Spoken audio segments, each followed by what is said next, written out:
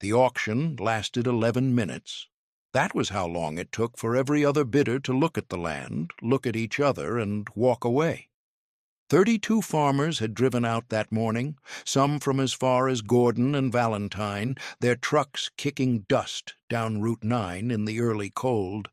They stood at the edge of the plot, with their hands in their jacket pockets, and they looked at 140 acres of cracked clay, hard-pan soil, and limestone shelf that broke through the surface in gray shelves, like old bones pushing up through skin. No water table worth mentioning, no tree cover, a seasonal creek bed that had been dry for 6 years running. The county assessor had written in his report the previous autumn, "Marginal agricultural value, recommend against cultivation investment." Ray Colter stood at the back of the group, listening. He was 63 years old, and he had farmed the same 80 acres 12 miles east for 31 years. He was not a tall man, but he was built the way fence posts are built, not for appearance, but to hold. His face carried the specific weathering that comes not from age alone, but from 4 decades of early mornings and late decisions. He wore the same canvas jacket he had worn since 1958. His boots were resoled twice. He owned 1 good pair of work gloves and 1 pair for church, and he never confused the two. He said nothing during the walk-through. He watched the other men. He watched the land more. The auctioneer, a tired county employee named Bud Fenwick, started the bidding at $800. Nobody moved. He dropped to $600. Still nothing. One farmer near the front laughed quietly and turned to leave. 2 others followed. Fenwick looked at his clipboard, then at the shrinking group, and called out $500 as a final floor. Ray Colter raised his hand. The laughter started before Fenwick finished writing the receipt. Gerald Hatch laughed first. He farmed 600 acres 3 miles south and had driven out that morning purely out of habit, the way a man checks a fence line he already knows is standing. He was 41, thick-shouldered, and had recently taken out a loan to purchase a new John Deere 4020 that he mentioned in conversation more than was natural. He looked at Ray, and then looked at the land, and shook his head with the particular smile of a man who believes he is watching someone make a mistake so obvious it becomes entertaining. $500, Gerald said to the man beside him, loud enough to carry. Ray Colter just bought himself a rock pile. The man beside him, Dale Pruitt, who ran the co-op feed store in town, smiled and said nothing, which in its own way was agreement. Ray took the receipt from Fenwick, folded it once, and put it in the inside pocket of his canvas jacket. He walked the land one more time alone, moving slowly across the limestone outcroppings, kneeling twice to press his palm flat against the soil, standing at the far north corner for a long moment, and looking south across the whole 140 acres in the thin March light. Then he got in his truck and drove home. The joke was in circulation by supper time. By the end of the week, it had settled into the permanent low comedy of small-town conversation. The kind of story that gets repeated at the feed store and the co-op and after Sunday service with the same comfortable rhythm as an old punchline everyone already knows. Ray Colter bought the Fenwick plot. $500. Dead ground. The man finally lost his mind. His wife, Dorothy, heard it at the grocery on Friday. She came home and put the bags on the kitchen table and said, "People are talking, Ray." He was at the sink washing his hands. "I expect they are," he said. "Gerald Hatch told Frank Delaney you paid $500 for a gravel bed." Ray dried his hands on the dish towel and turned around. "Gerald Hatch," he said, "has never once in his life looked at a piece of ground and asked why." He said it without heat, the way a man states something he has known for years and no longer finds worth arguing about. Then he sat down for supper. Dorothy watched him for a moment. Then she set the table. She had been married to this man for 38 years. She had watched him walk fields in the rain, had watched him kneel in mud to read soil the way other men read newspapers, had watched him make decisions that looked wrong to everyone around him for months before they turned out to be exactly right. She had learned, over those 38 years, a specific quality of patience that was not passive but attentive, the patience of a person who knows they are watching something they do not yet fully understand. She did not ask him again about the land. What Ray Colter knew, and what no one in Holt County had thought to ask him, was this. He had grown up on that ground, not on those exact 140 acres, but on ground like it 40 miles west, where his father had farmed limestone shelf country in the 1920s and early 1930s with equipment that was old when it was new, and money that was never enough. His father, Earl Colter, had lost most of his topsoil in the drought years and had spent 5 years learning to farm what was left. The dry clay, the hard pan, the rock-studded ground that the county extension agents wrote off in their reports and forgot. Earl had learned, because he had no other choice, what that kind of ground actually contained. Not wheat, not corn, not anything anyone was growing in 1971. Something else. Earl Colter had spent the winter of 1934 talking to an old wildcatter named Pete Sumner, who came through the county looking for surface indicators, specific rock formations, particular types of clay seam, the way limestone presents itself in a dry climate when there is pressure underneath rather than above. Pete Sumner had shown Earl things about reading ground that had nothing to do with farming and everything to do with what farming ground sometimes sits on top of. Earl had written it all down in a small brown notebook that Ray had carried in his jacket pocket for the last 11 years since the morning his father died. Ray had spent 3 weeks in the county records office the previous autumn, reading survey reports and geological assessments from the 1940s and 1950s, cross-referencing surface formations against Pete Sumner's notes, which were themselves cross-referenced against his father's handwriting in the small brown notebook. He had driven out to the Fenwick plot 4 times before the auction. He had knelt on that ground in October and November and February, pressing his palm against the clay, reading the limestone shelf formations, noting where the rock changed color and where it did not. He did not tell anyone what he found. He paid $500, and he went home and he waited. The first year, he ran fence. He bought wire and posts and spent 3 weeks that spring walking the perimeter of the 140 acres alone, pulling wire, setting posts in ground that resisted the driver at every turn. People drove past on Route 9 and watched him. Some stopped.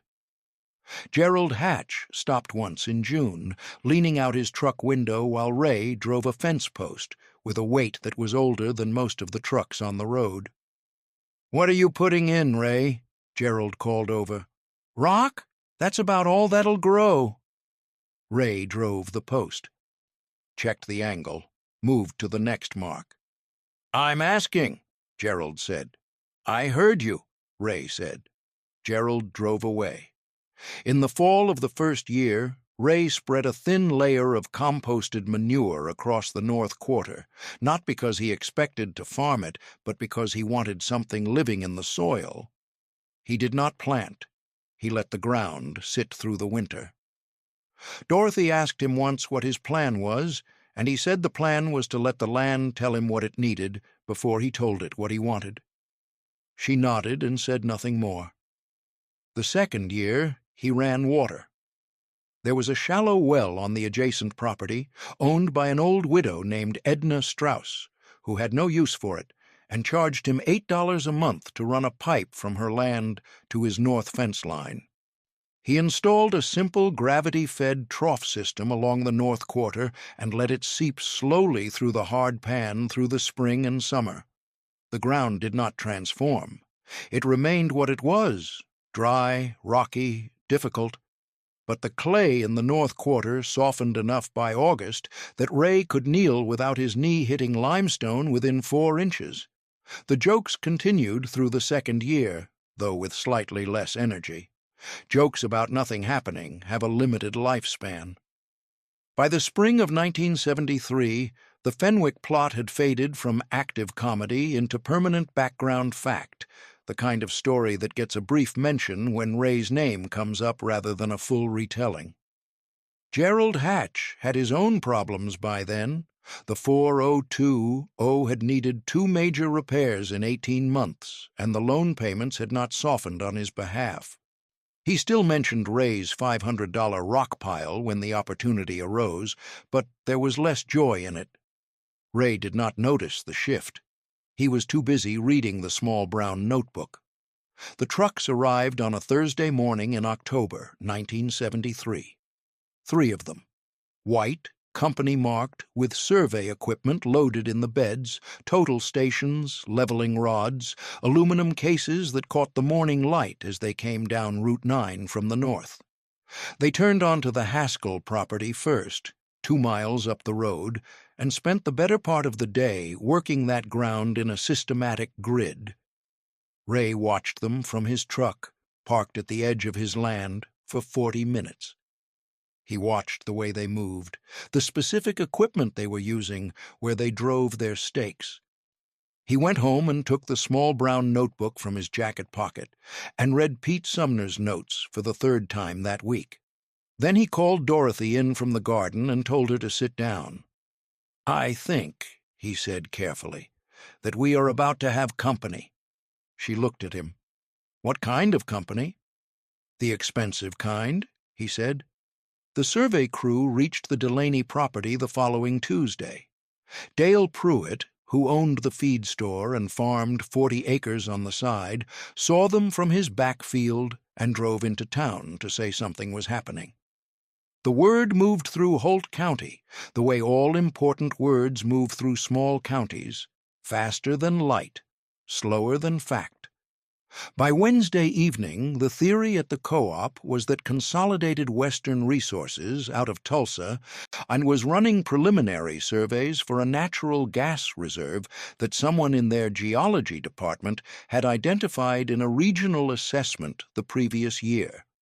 By Thursday, that theory had a name: the Holt Basin Formation. It ran, according to the talk at the co-op, somewhere beneath a band of ground about 4 miles wide and 12 miles long, running southwest to northeast across the county. Not every property in that band sat over the productive part of the formation, but some did. The survey crew was there to find out which ones. Ray Colter listened to all of this at the co-op on Friday morning. He stood at the counter with his coffee and he listened to Gerald Hatch and Dale Pruitt and 3 other men talk about which properties were in the band and what that might mean for lease negotiations and who had already been approached by the company representative. He listened to Gerald describe his own property's position relative to the formation with the specific confidence of a man who has not yet been told he is wrong. Ray finished his coffee. He set the cup down. He drove home. He was sitting on the porch when Dorothy came out at noon and said a man in a company truck had just come up the drive and knocked on the door. His name was Thomas Garrett. He was a land acquisitions representative for Consolidated Western Resources out of Tulsa, Oklahoma. He had left his card. Ray looked at the card for a long moment. "What did he say?" Ray asked. "He said they'd like to talk to you about your property on Route 9, the 140 acres. She paused. "The Fenwick plot."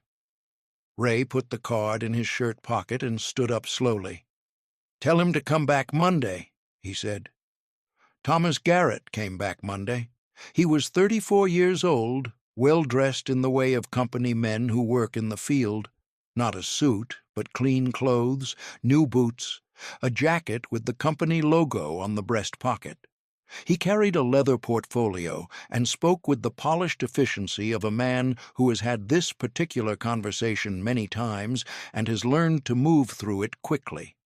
He sat at Ray and Dorothy's kitchen table, opened his portfolio, and explained the situation in clear corporate language. The Consolidated Western Resources had completed a regional geological survey of the Holt Basin Formation. Based on seismic data and surface analysis, the most productive part of the reserve appeared to be concentrated in a specific area. That area included Ray Colter's 140-acre parcel on Route 9.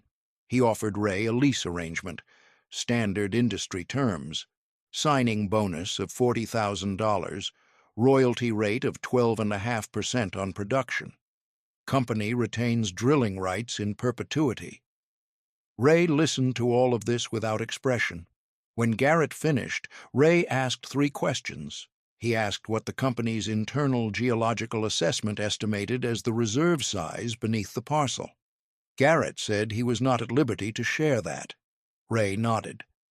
He asked what the standard royalty rate was for comparable formations in the region. Garrett said 12.5% was standard. Ray nodded again.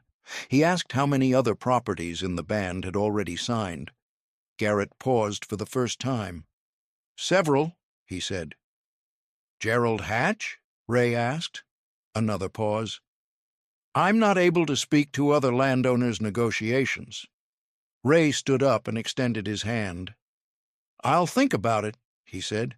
"I'll be in touch by the end of the month." Garrett shook his hand. He looked for just a moment like a man who had not expected this particular response. He had driven out that morning expecting either immediate enthusiasm or uneducated reluctance, the 2 standard responses in his experience. He had not prepared for quiet competence. He drove away. Dorothy poured 2 cups of coffee and sat back down. $40,000, she said.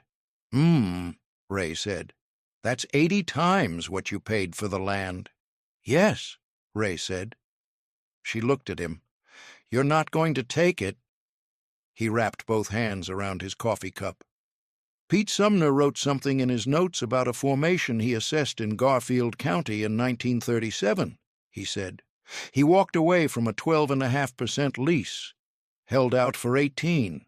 The company called him in 10 days. He looked up at Dorothy. "The company always calls back." She was quiet for a moment. Then, "How do you know this formation is comparable?" He reached into his jacket pocket and put the small brown notebook on the table. "Because Pete Sumner described the exact same surface indicators here that he described in Garfield County," he said. "And because I walked that land 12 times before I paid $500 for it." She looked at the notebook. Then she looked at her husband. "End of the month," she said. "End of the month," he said. The story reached the co-op by Wednesday. Ray Colter, who had paid $500 for the worst land in the county, was sitting on a potential oil and gas reserve. Consolidated Western Resources had sent a man in a company truck up his driveway. The same 140 acres that Gerald Hatch had called a rock pile from the window of his truck 18 months ago was now the center of something significant. The quality of the silence at the co-op that morning was different from any previous silence about Ray Colter. Gerald Hatch heard it from Dale Pruitt and stood very still for a moment, then walked to the window and looked out at the parking lot. He had signed a lease with Garrett the previous Friday, signing bonus of $38,000, 12.5% royalty. He had been pleased about it, had driven home feeling like a man who had finally caught a break after 2 years of repair bills on the 4020. He had called his brother in Omaha to tell him. He turned from the window. "How much are they offering, Ray?" he asked. "Don't know," Dale said. "Ray didn't say. Garrett didn't say." "How much land does Ray have in the band?" "All of it," Dale said. "His whole 140, right in the center of the formation, the way they're describing it." Gerald said nothing. He drove out Route 9 that afternoon, slowly, and pulled over across from the Fenwick plot. He sat in his truck and looked at the 140 acres that he had laughed at for 2.5 years. The limestone shelf still broke the surface in gray shelves. The ground still looked like what it had always looked like, dry, rocky, difficult, cheap. He sat there for a long time. Then he drove home. Garrett called on the 22nd day. Ray answered the phone in the kitchen, standing, and listened for 30 seconds. Garrett had revised the company's offer. Signing bonus of $110,000. Royalty rate of 15%. The company was prepared to move quickly. Ray said he would call back the following morning.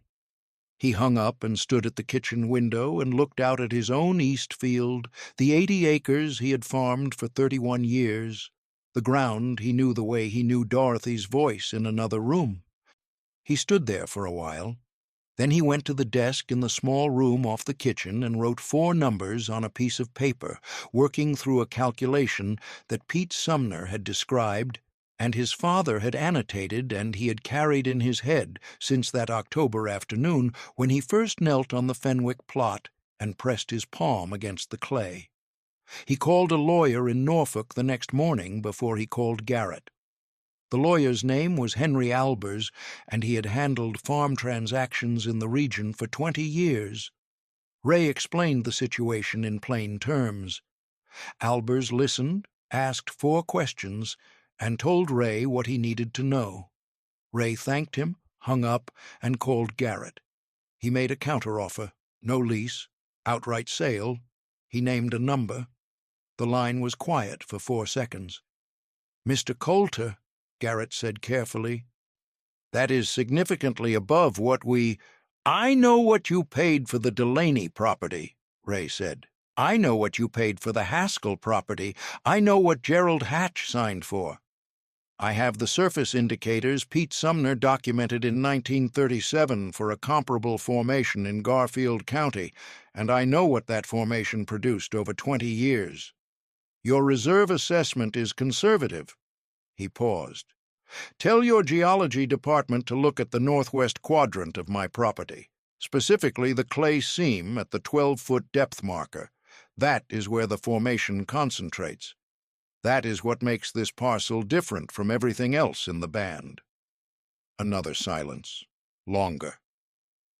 "I'll need to make some calls," Garrett said. "I'll be home," Ray said.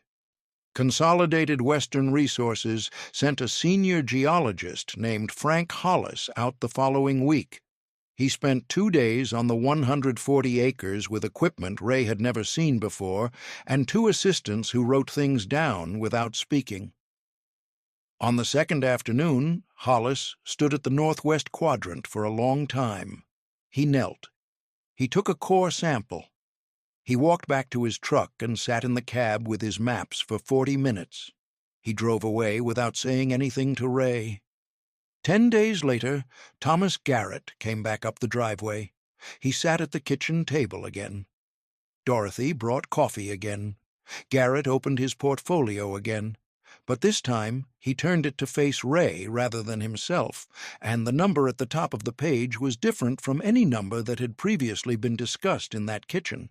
$4,200,000, outright purchase, clean title transfer, no royalty complications, no lease renegotiations, no company representatives coming back up the driveway in 10 years. One transaction, complete and final. Dorothy set down her coffee cup very carefully. Ray looked at the number for a moment. Then he looked at Garrett. "The northwest quadrant," Ray said. Garrett nodded once. "The northwest quadrant." Ray picked up the pen. The signing happened at Albers's office in Norfolk on a Tuesday morning in November 1973. Ray drove himself. Dorothy stayed home. He wore the canvas jacket and his church gloves, and he sat across from Garrett and 2 company attorneys and Henry Albers, and he read every page before he signed it, which took 1 hour and 40 minutes, and visibly tested the patience of the 2 company attorneys, although not of Garrett, who by this point had developed a specific respect for Ray Colter that had nothing to do with the transaction and everything to do with the small brown notebook and the man who had carried it. Ray signed the last page. He shook hands with Garrett and with Albers. He declined the company's offer of lunch. He drove back to Holt County and stopped at the co-op for a bag of feed and a cup of coffee. Gerald Hatch was there. He was standing at the counter when Ray came in, and he turned around and stood for a moment looking at Ray with an expression that was complicated in ways that were new to his face. He was not a man built for complicated expressions. He was built for confidence, for forward motion, for the comfortable certainty of being the biggest operation in the room. He had been standing in the co-op for the better part of 30 years with that certainty intact, and Ray Colter's transaction had done something to it that could not be undone by any practical means. He walked over. Ray was at the counter with his coffee. "Ray," Gerald said. "Gerald," Ray said. A moment passed between them. Gerald looked at his boots, then back up. "I drove past that plot 4 times before the auction," he said. "Didn't see a thing." "I know," Ray said. "You saw something." Ray wrapped both hands around his cup.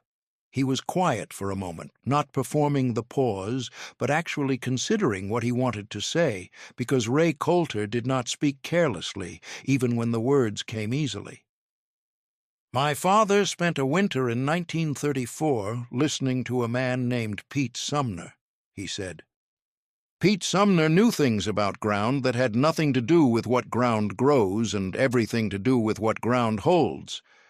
My father wrote it all down. I read it for 40 years. He paused. "You looked at that land and asked what it could do. I looked at it and asked what it already had." Gerald was quiet. "The 4020 running better?" Ray asked. Gerald let out a long breath. "No," he said. "She's not." Ray nodded. He paid for his feed and his coffee, and he picked up his bag, and he walked to the door. He stopped with his hand on the frame and turned back once. "Talk to Harlan at the International Dealer in Plainview," he said. "The 806. Parts are still available everywhere, and she runs simple. Easier to keep than to replace." He said it the way he said everything, without judgment, without victory, on just information that might be useful to someone who needed it. Then he went home.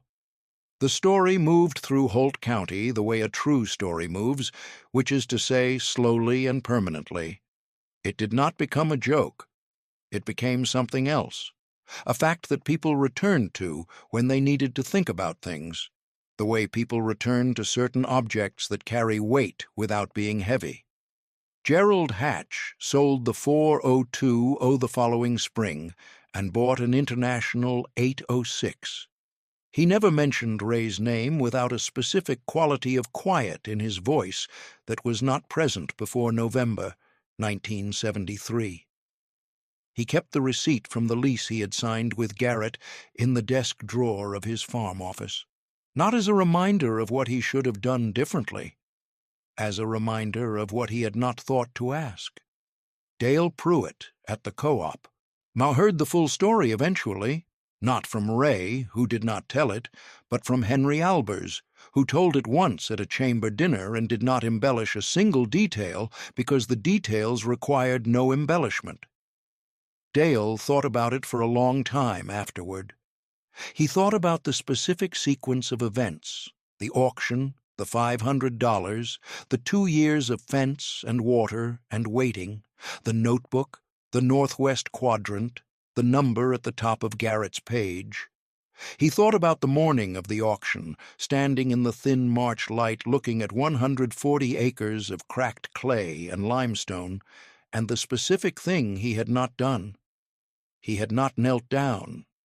Ray had knelt down. That was the whole of it, Dale decided. Not genius, not luck, not even the notebook exactly, though the notebook mattered. The thing that mattered was that Ray Colter had spent 31 years developing the habit of kneeling down and asking what the ground already knew before he told it what he wanted. Ray did not change his life in the ways people expected him to. He did not buy new equipment. He did not expand his operation. He did not move. He and Dorothy drove to Norfolk in December and had dinner at a restaurant they had been meaning to try for several years, and Dorothy ordered the fish, which was good, and Ray ordered the steak, which was also good, and they drove home through the dark Nebraska winter and pulled up the long driveway to the farmhouse that Ray had lived in since 1940. He put a new roof on the barn in spring. He resoled his work boots for the 3rd time. He bought Dorothy a new kitchen table, which she had wanted since 1965, and he put the money that remained, which was most of the money, into an account at the bank in town with instructions that connected to a trust document Henry Albers had drawn up, and he did not think about it again in any way that changed his daily life. He continued to farm his 80 acres. He maintained his equipment. He kept the small brown notebook in the inside pocket of his canvas jacket. On a Saturday morning in the spring of 1974, a young man named Carl Delaney, Dale Pruitt's nephew, 19 years old and newly interested in farming, drove out to Ray's place and asked if he could ask him some questions. Ray was in the equipment shed, adjusting the timing on a tractor that had been running rough since February. He looked up at Carl and nodded toward a crate in the corner and said, "Sit," and Carl sat. Carl asked him how he had known about the land. Ray was quiet for a moment, working the wrench. "My father listened to a man nobody else thought worth listening to," he said. "That man knew things because he asked questions that other people thought were too simple to bother asking." Carl thought about this. "What kind of questions?" Ray set down the wrench and looked at the engine. "Pete Sumner's first question was always the same," he said. "Not what does this ground want to grow? Not what is this ground good for?" He paused. "What has this ground already been doing for 10,000 years before we arrived with our opinions about it?" Carl was quiet. "Every piece of ground is doing something," Ray said. "Whether you planted it or not, whether you understand it or not. The question is whether you're paying attention." He picked up the wrench and went back to the timing adjustment. Carl sat on the crate for another 20 minutes, watching him work, not saying anything more.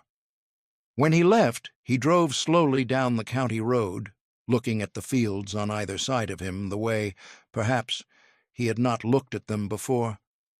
The 140 acres on Route 9 became a producing well site by 1976. The northwest quadrant performed above the company's revised estimates. Frank Hollis, the senior geologist, wrote an internal assessment for Consolidated Western Resources that became a training document for junior geologists in the company's land acquisition department. The assessment described, in technical language, the specific surface indicators that distinguished the Colter parcel from comparable properties in the Holt Basin Formation. In the margin of the 3rd page, in Hollis's handwriting, was a single non-technical note. "Seller knew. We did not. Worth understanding how." Gerald Hatch drove past the well site twice in its first year of operation. He did not stop.